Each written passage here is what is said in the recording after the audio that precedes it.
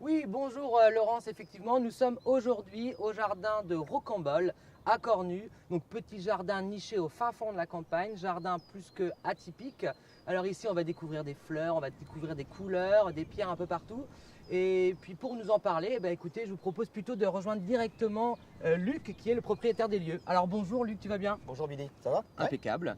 Alors merci de nous accueillir aujourd'hui dans Je ton t'en jardin. ferai, ouais. Ouais, il fait pas très beau ce matin, mais c'est normal, on est en plein début de printemps. Alors on va se poser la question, qu'est-ce qui se passe en ce moment dans le jardin? Mais peut-être que, après ce que tu m'as dit tout à l'heure, c'est plus dans la serre que ça se passe où on découvre Oui, plus voilà, de choses. où il y a Quoi. encore des choses où il y a des choses à voir parce qu'on est quand même en fin d'hiver. Ouais, Donc le jardin il redémarre tout doucement, et puis il y a plein de nettoyage à faire, bah, ça c'est les premiers semis. Tandis que la serre ici, c'est vrai qu'elle fonctionne tout l'hiver, un petit peu aussi en production de légumes. d'accord. Donc il y a des choses à voir un peu tout l'hiver. Donc tout l'hiver, on mange sur la serre qui est là, quoi. Complètement.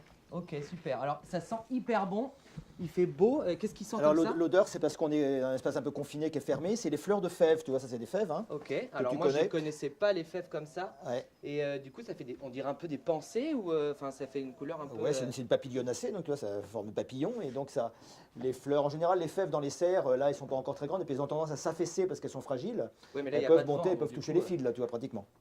du coup, on est bon là. Le vent, il ne peut pas les abîmer quoi. Voilà. Alors, petite question un peu idiote, mais Mhm. du coup, comment on fait? Parce que si j'ai bien retenu mes cours de SVT, pollinisation, machin, normalement il y a des abeilles qui doivent Ouais, venir faire le voilà, boulot pour là. les papillonacées, voilà, ou les légumineuses, elles ont besoin d'une fécondation par les insectes. D'accord. Et donc, dans une serre, un espace fermé, en fin d'hiver surtout, tu n'as pas d'insectes, abeilles ou bourdons, tout ça.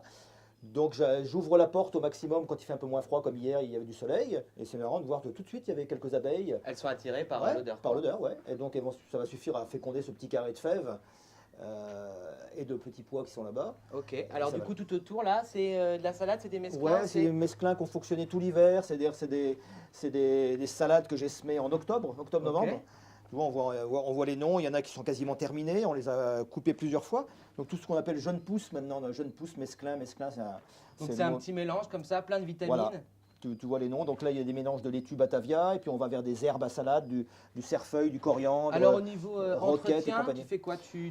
J'entretiens un peu moins maintenant, mais en général, je bine, tu vois, je les mets quand même en rang relativement serré. Je passe régulièrement un petit sarcloir pour enlever, voilà. Le mouron, c'est vrai qu'au niveau personnel, quand ça se retrouve dans notre salade de maison, c'est pas grave, parce que c'est une petite herbe qui se mange aussi. Il paraît que ça se mange, le mouron des Ah oiseaux, bon? c'est ça? Ouais, c'est le mouron des oiseaux.